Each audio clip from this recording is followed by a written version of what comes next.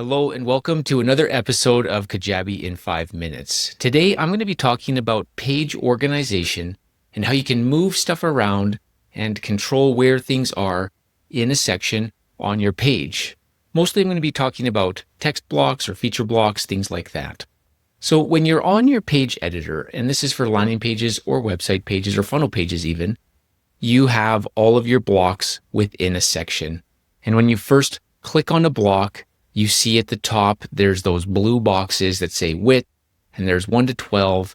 Those things are kind of your go-to size constraint right off of the bat. If you go smaller, the box gets smaller. If you go bigger, the box gets bigger. And the way that Kajabi organizes your content on a section is they have rows, and each row is made of 12 blocks.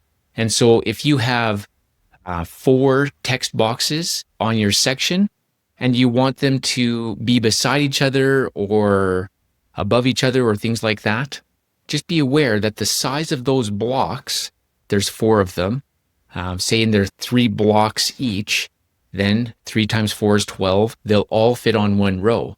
And if you make one of those text boxes bigger, then Kajabi will add it up, and if it fits on one row with 12, it'll stay on one row, but if it doesn't fit with 12, it'll move down to the next row. And that's kind of the basic mechanics that you work with.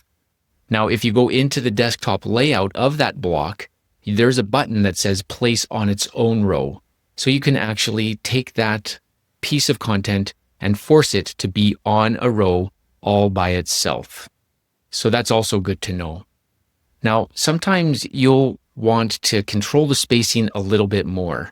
And within the desktop layout and the mobile layout settings of each content block, there's inside spacing and outside spacing. The outside spacing is spacing or padding on the outside of the block. And so you can do up and down, side to side, and that's going to just push things around.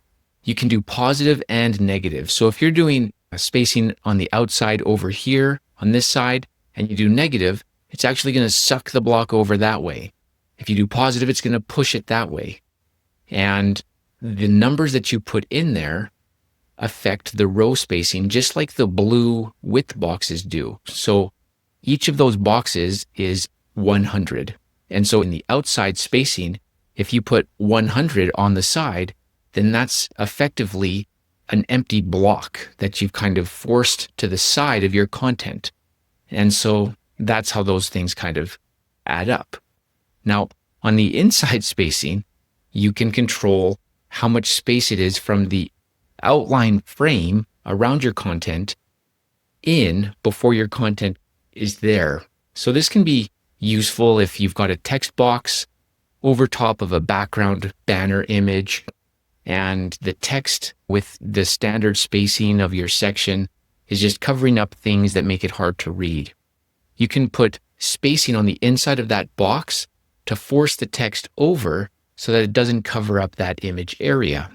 And that can be pretty useful. With the combination of the inside spacing and the outside spacing, you're able to position your content really well on Kajabi pages. Now, some of the things that you need to do with these specific metrics, the outside spacing and inside spacing, is bring content up to another layer. This is great if you want your image block to be overlaid with your text block. You can actually lay it all out and Kajabi will have them on different rows, but then you can put something like -500 on the top of an outside spacing, and it'll bring that content right up onto the next row, overlapping stuff. It's pretty useful. It's a pretty functional way of managing where stuff is. It does take a little bit of time getting used to, though, to be thinking about things in like numbers and pushings and pullings on the outsides to position your stuff.